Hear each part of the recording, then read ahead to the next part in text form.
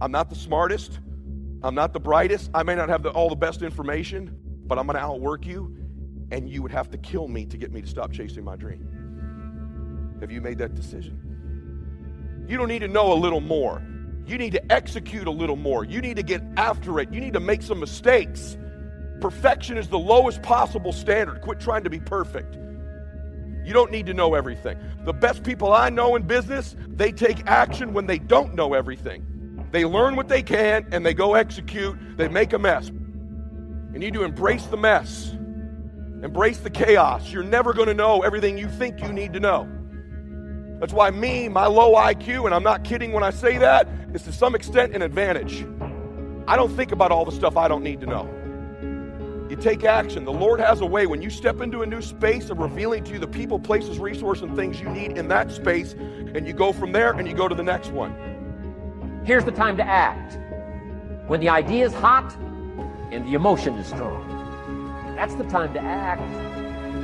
Action pronto. Action immediate. Action as soon as possible. Because if you don't, here's what happens. We call it the law of diminishing intent. We intend to when the idea strikes us. We intend to when the emotion is high. But now if you don't translate that into action fairly soon, now the intent starts to diminish. And a month from now it's cold. A year from now, it can't be found. So act. Set up a discipline when the emotions are high and the idea is strong and clear and powerful. That's the time to set up the discipline. I have a great friend of mine named Carl Edwards, who was a NASCAR driver. I sponsored his car for a number of years. And he said the scariest thing in NASCAR is when there's a crash in front of you, we are trained to drive right into the smoke. If you look at the wall, you run into it. You cannot even look at the wall, you pull the steering wheel into the wall. So when there's a crash at 215 miles an hour and there's smoke everywhere, we are trained to drive right into the smoke. Can you imagine that? Imagine the fear level of driving into the smoke at 200 miles an hour when you know there are crashed cars in front of you. That's what you do as a driver to win. That's what you do as an entrepreneur to win. That's the difference. Knowledge equals execution and speed. Next thing you need to do, you need to stop negotiating the price tags in your life. The fact of the matter is that when I was struggling, I was constantly negotiating whether it was worth it. Is it worth it? I'm away from my family. It's costing me money. I had to come to this seminar. Is it when you're negotiating the price you're paying all the time? Does that sound familiar to you? Yes or no? Or the people around you are negotiating the price you're paying all the time.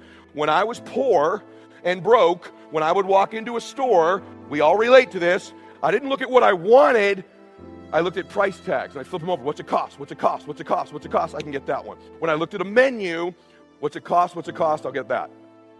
People who come from scarcity and are poor thinkers are constantly negotiating price. Wealthy people, there's a thin veil. They negotiate worth. There's a difference between cost and worth. Is what I'm doing worth it? Is what I'm doing worth it? Not what's it costing me.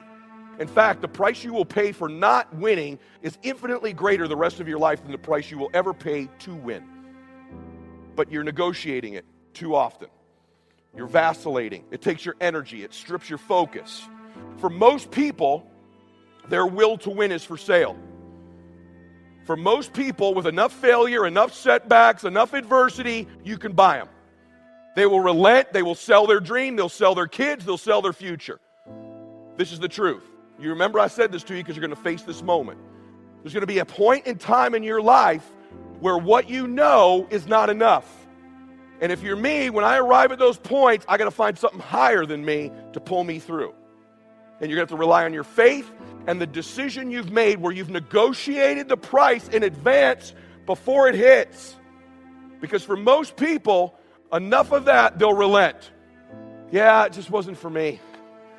You know, I learned all this stuff, just the timing was right. Or, you know, you don't know about where I live. Where we live, this stuff doesn't work. And you sell your dream.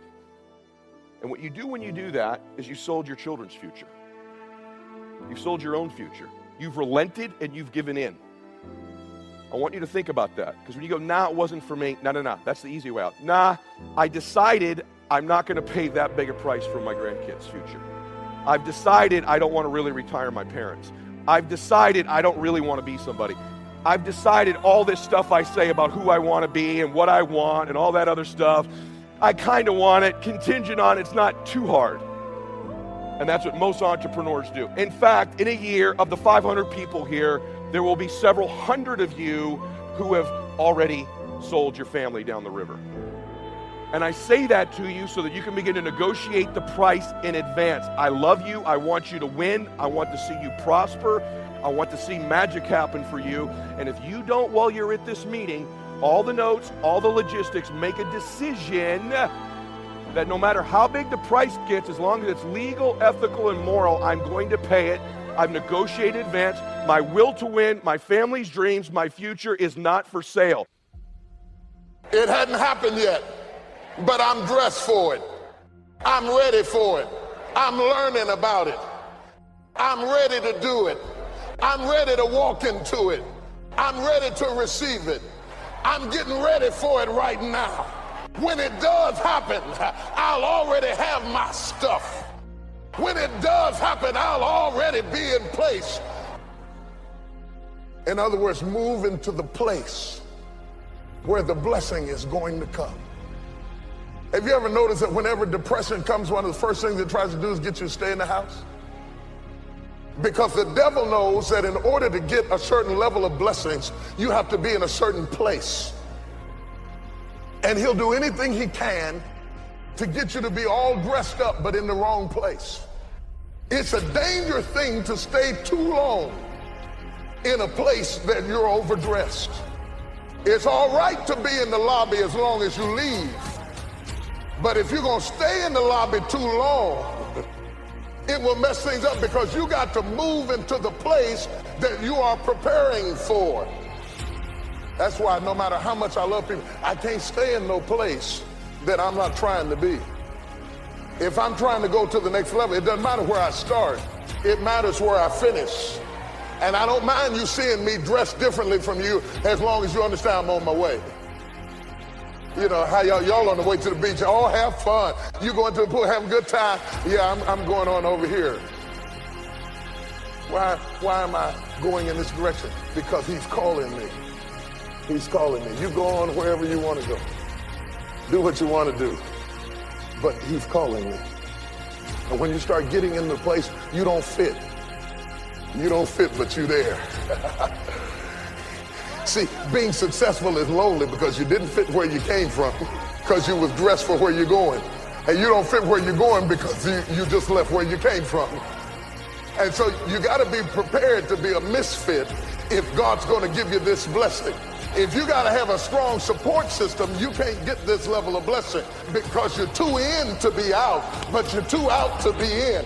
You're too close to your destiny to let your history hinder you from getting to your destiny. And so when you start moving into your destiny, you're in the position, but you don't feel comfortable. Is there anybody in here who knows what it's like to be in a position that God gave you and you don't feel comfortable in it? You're in it, but you don't feel worthy of it. You don't feel right to be in it. You feel out of place in it, but God gave it to you. Well, get in the place and stay there. God knew who you were when he put you in the position. Stop feeling sorry for yourself and stop feeling unworthy and get yourself ready for what God, didn't he tell you he would do a new thing in you? Didn't he tell you he would make you the head and not the tail? Don't blow this miracle. This miracle, who am I preaching to? This miracle is for you. All God wants you to do is get in the place and wait. Isn't it strange to be excited about something nobody's excited but you? And your first tendency is try to make them be excited about something they're not excited about. But God says, just wait. Don't try to make it happen. Don't try to force it to happen. Don't try to throw out your business card. Don't try to get no reputation for yourself. Just be prepared and just wait. You're not going to have to open this door. God is going to open this door for you. When God opens a door, when God opens a door, it's mind-boggling. It seems like it comes out of nowhere. It just happens. Just when the devil said you wasn't going to get up. Just when your flesh said you're too stupid and you'll never be anything.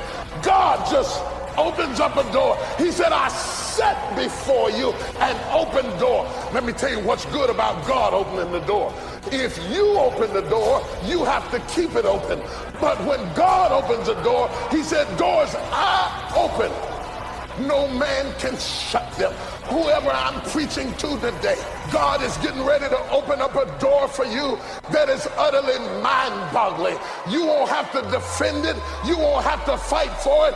All you got to do is stand still and see the salvation of the Lord. God is going to open the door. If you just wait, this time you're going to walk through the door into your destiny.